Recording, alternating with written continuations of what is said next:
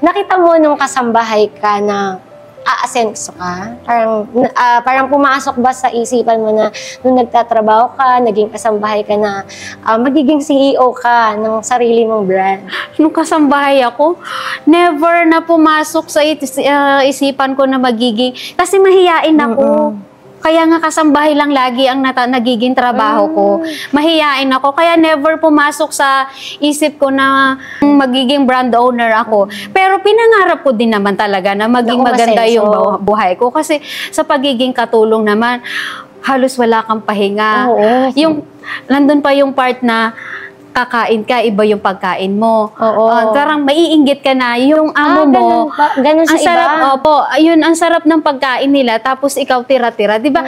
Parang naramdaman mo talaga na ibang estado mo. Ang sakit sa pakiramdam. Tapos minsan may kinakain sila, ikaw hindi ka makatikim. Tapos bawal mong kainin yung nasa ref. Kasi kanila yon, parang gano'n. So kung ano lang ibibigay nila dun sa parang staff house nyo, yun lang yung inyo. Diba parang ganun.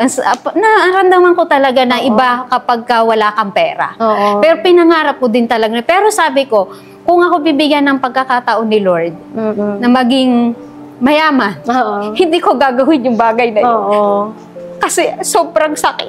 Na parang ipararamdam sa'yo na napakababa mong uri. Kaya nung naging ganito na ako, nagkaroon ako ng kasambahay, kung ano yung pagkain namin, pagkain niya.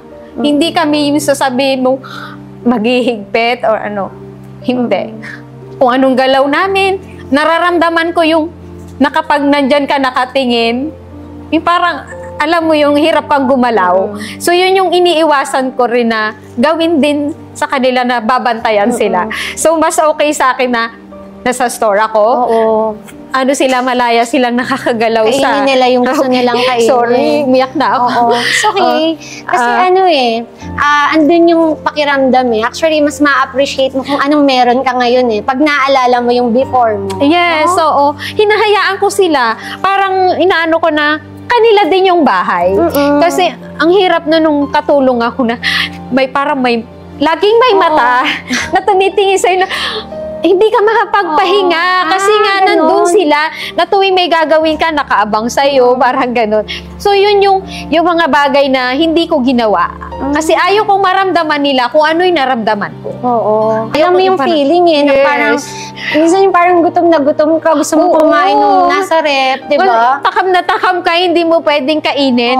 So kami talaga open. Kung ano yung nandyan, minsan nagagalit pa ako, ba't hindi nyo pa ito kinakain? Yun. Basta ganun ang ginagawa ko. Ayaw kong maramdaman nila na ibang tao sila.